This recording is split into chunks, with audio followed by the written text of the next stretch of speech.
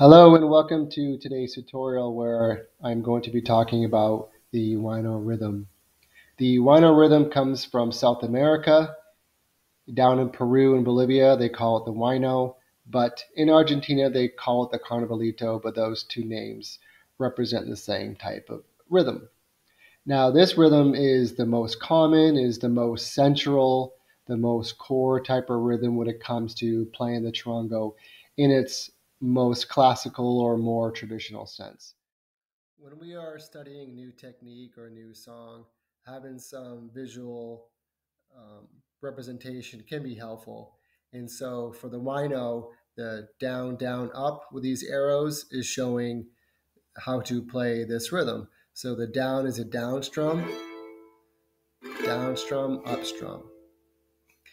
And the space between the first arrow and the second arrow is signifying there's a pause. It's not just one after the other. It's not just a one after the other. There's like a little bit of a delay after the first down strum and then the second down strum. And then the third up strum is a little bit quicker. And so it sounds something similar to this.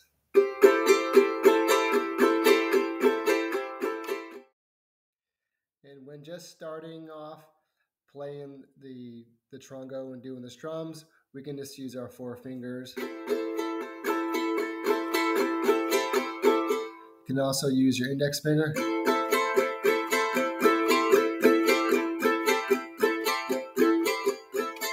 And you can also use a combination of your four fingers and your thumb, or your index finger and the thumb. The thumb will be on the up.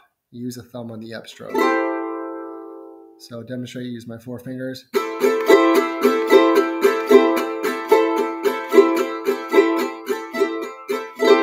like I'm dragging the top of my nail up. You can do it with your index finger and your thumb.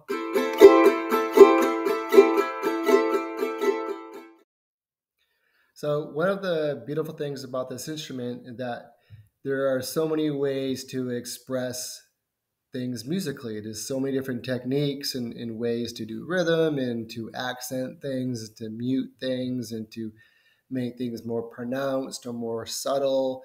It's a really magical instrument in creating such a diverse expression. And I'll share a couple of those techniques to help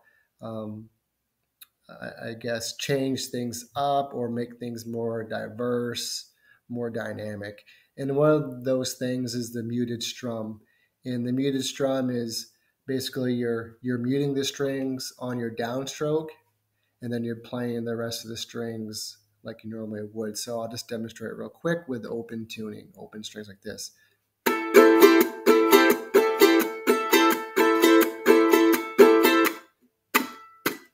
So what I'm doing is I'm just hitting the strings and muting them with my palm, and even the tops of my fingers contributes to the mute.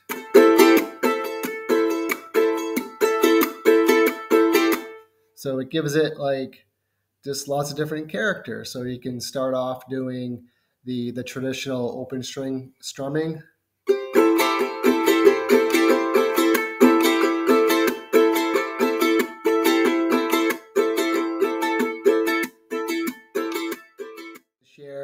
It is I guess a different way to play the Huayno.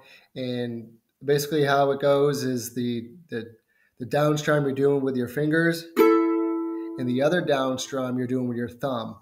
So your fingers down strum, followed by the thumb, and then up with the thumb. So down with the fingers, thumb follows, up with the thumb. And you can also go up with the fingers as well. You can slide up.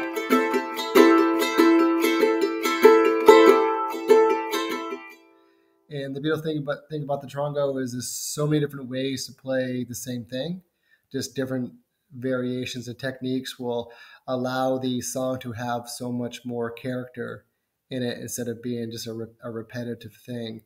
And so I'm going to demonstrate real quick what it sounds like just playing the Huayno just like how we learned in the beginning, just with our fingers and just the basic technique of the Huayno. And then I'm going to expand some of the other tools that we learned, like the muted strum and this last one I just showed, and just to demonstrate how it can change the sound of a piece just by adding some different techniques. So I'm going to be going between A minor and C. So this is just the standard default Huayno.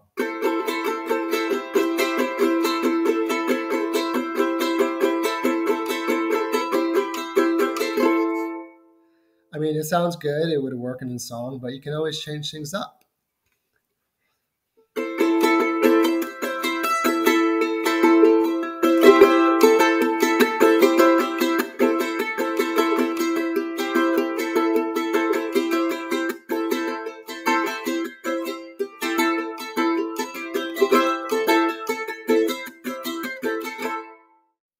So the Huayno has the first part, and now we're going to talk about the second part. So in Spanish, this part is called the cuarentena, and it could be represented in this format symbolically. If you ever look at some sheet music or whatnot, it looks like it's just pretty consistent down, up, down, up. Sometimes it's represented in this form, and this is a more accurate depiction of how the piece should be played.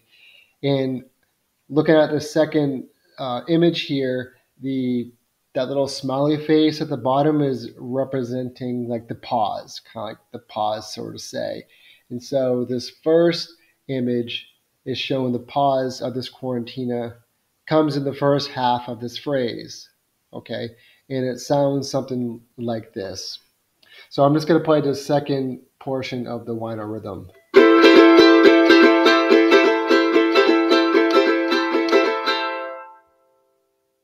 Okay, so to combine the two together.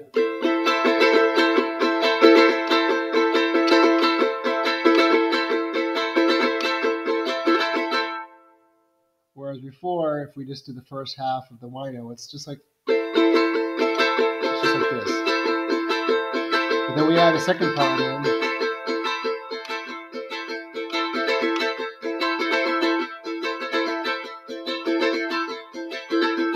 Versus add a second half in.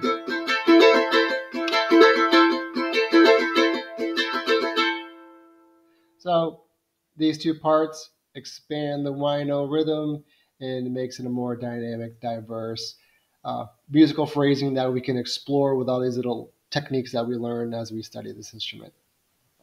And so the second way the cuarentena is presented to us in musical notation is like this image here, where that smiley face is towards the last part of this phrase, where that's meaning the delay is coming towards the last portion of the phrasing. So it sounds something like this.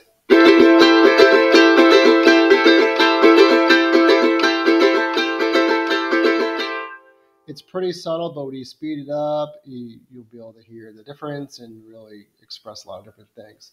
So I'm going to play the second half, the second type of cuarentena with the normal first part of the Huayno. It sounds something similar to this.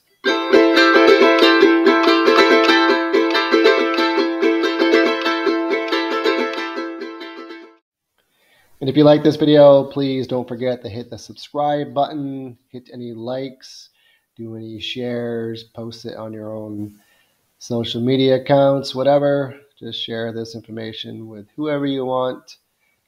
I just want this to get out to as many people as possible because the Charango is awesome and I want other people to learn how to play this awesome instrument.